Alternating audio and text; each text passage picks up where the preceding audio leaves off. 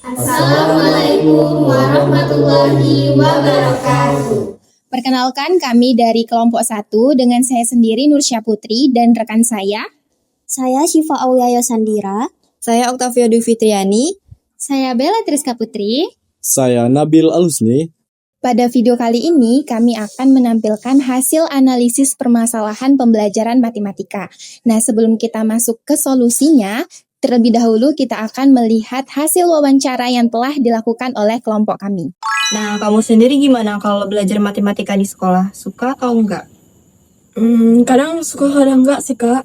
Sukanya tuh kalau aku paham materi, sama aku bisa kayak ngejawab soal-soal dari guru. Kalau misalkan enggak sukanya?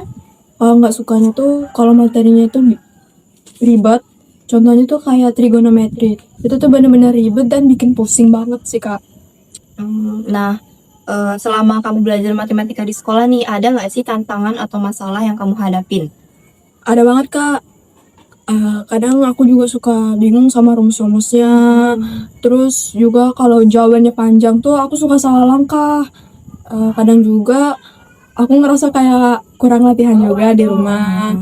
Apalagi kalau guru ngasih latihan tuh beda sama contoh penjelasan yang dia kasih. Nah, kalau di waktu guru ngejelasin, ada nggak sih hal-hal yang bikin kamu tuh susah ngikutin pelajarannya? Kadang guru tuh ngejelasinnya tuh terlalu cepat juga, apalagi kalau kelas rame. Itu buat aku nggak fokus gitu. Kadang juga aku kayak malu buat nanya. Kalau misalnya nggak paham. Nah, itu dia hasil wawancara yang telah kelompok kami lakukan. Dan selanjutnya kita akan masuk ke solusi dari permasalahan tersebut. Solusi untuk permasalahan siswa dalam pembelajaran matematika. Berdasarkan hasil wawancara siswa tadi, dapat disimpulkan bahwa permasalahan yang sering dihadapi siswa tersebut adalah bingung rumus, salah langkah, kurang latihan, penjelasan yang terlalu cepat, dan malu bertanya. Berdasarkan permasalahan tersebut, kami akan memberikan solusi mengenai teori-teori pembelajaran yang cocok untuk mengatasi permasalahan tersebut. Yang pertama, teori behavioristik. Teori ini menekankan bahwa belajar adalah hasil dari pembiasaan melalui stimulus dan respon. Untuk mengatasi masalah kurang latihan dan kesulitan dalam mengingat rumus, teori ini memberikan solusi.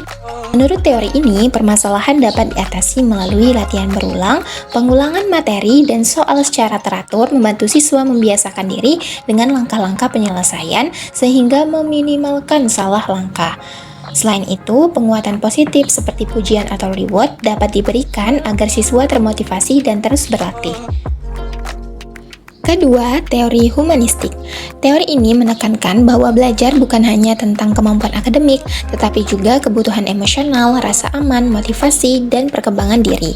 Untuk mengatasi masalah malu bertanya, teori ini memberikan solusi. Teori humanistik menekankan pentingnya rasa aman dan nyaman dalam kelas. Guru perlu membangun komunikasi yang hangat agar siswa tidak takut dan malu bertanya saat bingung rumus atau salah langkah. Lingkungan yang nyaman akan meningkatkan kepercayaan diri siswa. Ketiga, teori kognitivisme. Teori ini memandang belajar sebagai proses mental dalam memahami dan mengolah informasi. Untuk mengatasi masalah bingung rumus dan sering salah langkah, teori ini memberikan solusi. Dalam kognitivisme, pembelajaran disusun bertahap dari konsep dasar sampai kompleks, disertai visual agar siswa memahami alur berpikir matematika, bukan sekadar menghafal rumus. Dengan cara ini, pemahaman siswa menjadi lebih mendalam dan kesalahan langkah dapat diminimalkan. Yang keempat, teori konstruktivisme. Teori ini memandang belajar sebagai proses membangun pengetahuan sendiri melalui pengalaman. Untuk mengatasi masalah bingung rumus dan sering salah langkah, teori ini memberikan solusi. Teori konstruktivisme mendorong siswa membangun pengetahuan sendiri melalui diskusi, eksplorasi, dan soal kontekstual. Dengan keterlibatan aktif dalam menemukan konsep, pemahaman siswa akan menjadi lebih bermakna dan tidak mudah lupa, sehingga mengurangi kebingungan pada rumus dan meminimalkan kesalahan langkah. Yang terakhir, teori sibernetik.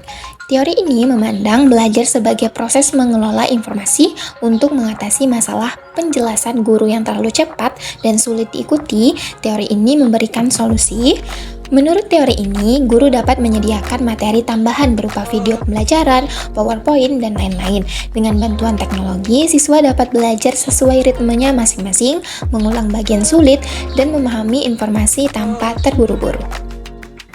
Dari berbagai pendekatan, teori kognitivisme paling efektif karena membantu siswa memahami konsep dan alur berpikir matematika secara bertahap.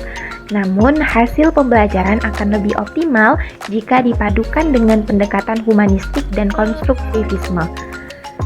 Dengan teori pembelajaran yang tepat, membuat matematika lebih mudah dan menyenangkan.